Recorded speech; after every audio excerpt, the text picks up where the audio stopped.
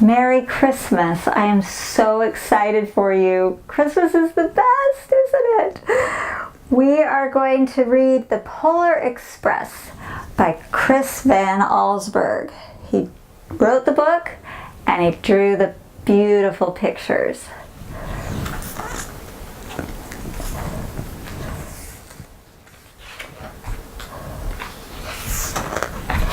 On Christmas Eve many years ago, I lay quietly in my bed. I did not rustle the sheets. I breathed slowly and silently. I was listening for a sound a friend had told me I'd never hear. The ringing bells of Santa's sleigh. I always cry on this book. There is no Santa, my friend had insisted, but I knew he was wrong. Late that night, I did hear sounds, though not of ringing bells. From outside came the sounds of hissing steam and squeaking metal. I looked through my window and saw a train standing perfectly still in front of my house. It was wrapped in an apron of steam. Snowflakes fell lightly around it. A conductor stood at the open door of one of the cars. He took a large pocket watch from his vest, then looked up at my window. I put on my slippers and robe. I tiptoed downstairs and out the door. "All aboard!" the conductor cried out. I ran up to him. "Well," he said, "are you coming?" "Where?" I asked. "Why, to the North Pole, of course," was his answer. "This is the Polar Express." I took his outstretched hand and he pulled me aboard.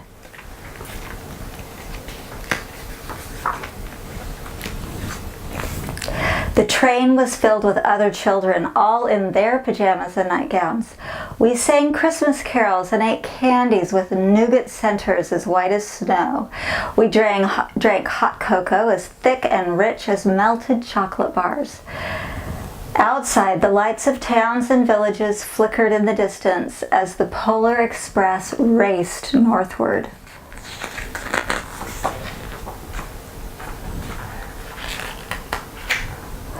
Soon there were no more lights to be seen. We traveled through cold, dark forests where lean wolves roamed and white-tailed rabbits hid from our train as it thundered through the quiet wilderness.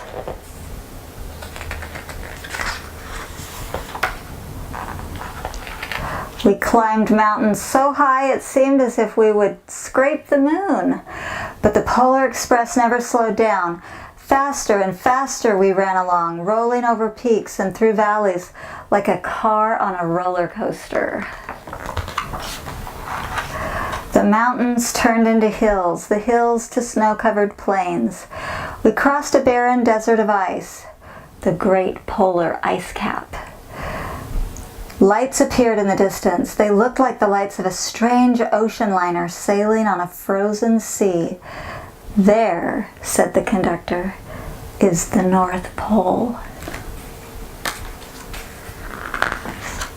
The North Pole. It was a huge city standing alone at the top of the world, filled with factories where every Christmas toy was made. At first we saw no elves. "They are gathering at the center of the city," the conductor told us. "That is where Santa will give the first gift of Christmas." "Who receives the first gift?" we all asked. The conductor answered, "He will choose one of you." "Look," shouted one of the children, "the elves!" Outside, we saw hundreds of elves. As our train drew closer to the center of the North Pole, we slowed to a crawl. So crowded were the streets with Santa's helpers. When the Polar Express could go no farther, we stopped, and the conductor led us outside. We pressed through the crowd to the edge of a large open circle. In front of us stood Santa's sleigh. The reindeer were excited. They pranced and paced, ringing the silver sleigh bells that hung from their harnesses. It was a magical sound like nothing I'd ever heard. Across the circle, the elves moved apart and Santa Claus appeared. The elves cheered wildly. He marched over to us and, pointing to me, said, "Let's have this fellow here." He jumped into his sleigh. The conductor handed me up. I sat on Santa's knees and he asked, "Now, what would you like for Christmas?"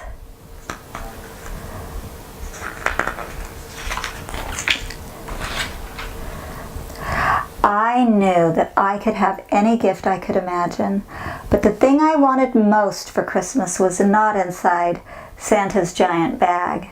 What I wanted more than anything was one silver bell from Santa's sleigh.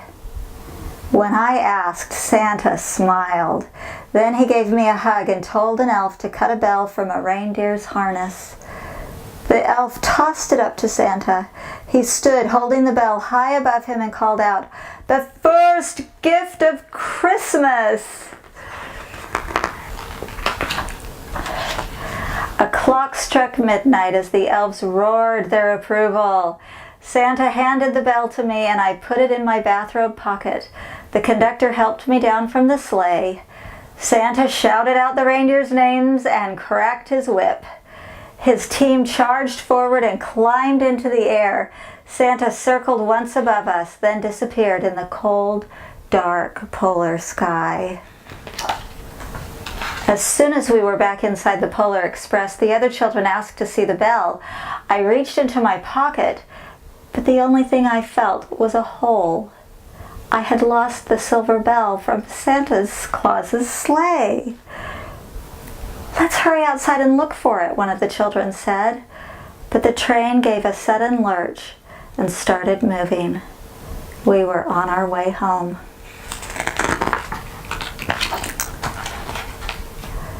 It broke my heart to lose the bell.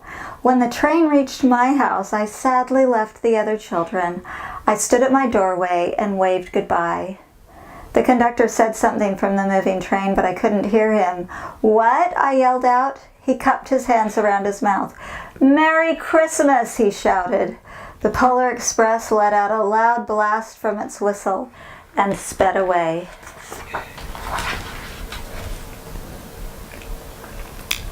On Christmas morning, my little sister Sarah and I opened our presents. When it looked as if everything had been unwrapped, Sarah found one last small box behind the tree. It had my name on it. Inside was the silver bell. There was a note. "Found this on the seat of my sleigh. Fix that hole in your pocket. Signed, Mr. C." I shook the bell. It made the most beautiful sound my sister and I had ever heard. But my mother said, "Oh, that's too bad." "Yes, my father," said my father, "it's broken." When I'd shaken the bell, my parents had not heard a sound.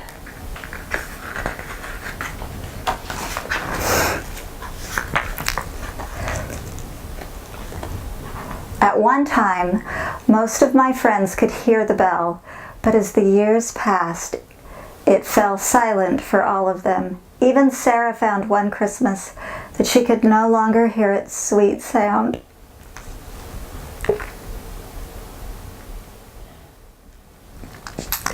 Though I've grown old, the bell still rings for me, as it does for all who truly believe.